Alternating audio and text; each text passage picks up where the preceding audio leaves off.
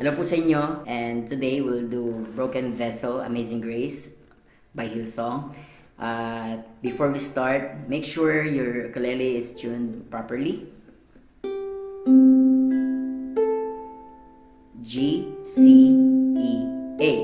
Now, these are the chords that you are going to use for this song.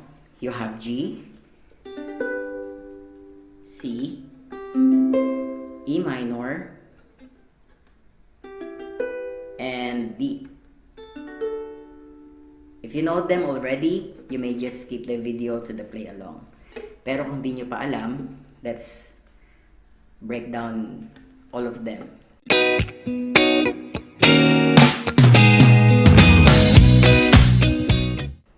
Okay, first po sa G. Yan, nakikita nyo sa chords chart, may number. Yun yung gagamitin nating fingers. 1, 2, 3, 4. So sa G, you have your 1 and number 2 fingers sa second fret ng ukulele, and then your finger number 3 dun sa third fret. Ganyan siya. Ito tunog. Yan po. And then sa C, only one finger. Nandito siya sa third fret. A string. Ganyan ang tunog niya. Sa E minor naman, just imagine a ladder. The shape looks like a ladder kasi. So, ito siya. First, dito sa C string, 4th fret, 3rd fret, and 2nd fret. Sounds like this. Alright. Yung D naman, it looks like an A sa guitar, pero siya ay D sa ukulele. So, all strings sa taas, nasa 2nd fret lang siya. You're using your... It depends kung anong gusto mong gamitin talaga. Pwedeng ganito, pwedeng ganito. But I find this one easier. Yan. Number 2, 3, and 4. Yan. Alright, so those chords are the chords that we're going to use for Amazing Grace, Broken Vessel. Okay, let's start now. Alright, so now you know the chords of the song, Broken Vessel, Amazing Grace.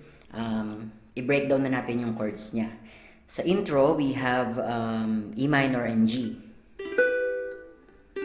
Okay, 4 times natin siyang gagawin. Sa strumming pattern naman, all throughout the song, I think the most common, or let's say basic strumming pattern ng mga ganitong kanta ay yung down, down, up, up, up, down. Yun din yung ginagamit ko sa guitar. Mas madali kasi siya sa lahat ng 4/4 time signature. Tingnan niyo po. Down, down, up, up, up, down, down, down, up, up, up, down. Okay?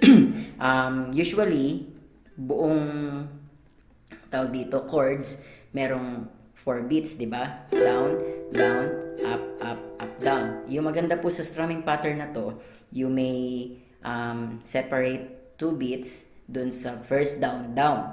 Yun yung 2 beats niya. Tapos yung up, up, up, down, yun naman yung another 2 beats. So, 1, 2, 3, 4. 1, 2, 3, 4. So, madali siya kung meron pong mga half, yung mga kalahati lang, like mamaya sa may verse. Okay? Now, let's play the intro. Down, down, up, up, up, down. E minor. Down, down, up, up, up, down. G. Down, down, up, up, up, down. E minor. Down, down, up, up, up, down. Again. Last na. E minor. Tapos G. Then we go to the verse. Okay, I'm posting the chords chart dito sa gilid ng screen para mas madali niyo pong sorry, my voice mas masubaybayan. Okay? Let's go to the verse. Okay. First we have E minor, G, inulit lang, G, again, 3 times natin siya inulit. Tapos, punta tayo sa D, and then E minor, and then D. Okay, so it goes like this. All these pieces broken and scattered, in mercy gathered, mended and whole, empty-handed but not forsaken. I've been set free, I've been set free. Okay, nakita niyo po yun, isang may huling I've been set free. We have half E minor and half D. I used down, down dito sa first 2 beats, tas yung last 2 beats, doon ko ginamit yung up, up, up, down. So, I've been set free. Okay, going to pre-chorus. Alright? So, yun po yung ating verse. Mamaya may play along. You may skip the video if you feel bored about running through the chords at yung kanta. Just skip the video to play along. Okay? Kasi straight lang yun. Let's go to pre-chorus. Sa pre-chorus, we have C, D, E minor, C, tapos again, C, D, E minor, and C. Amazing grace, how sweet the sound that saved a wretch like me.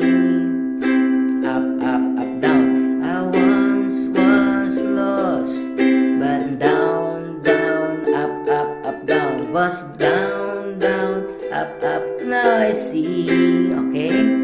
Tapos, you go to the chorus. Sa chorus naman niya, chords chart is still here sa right side ng inyong, tama ba?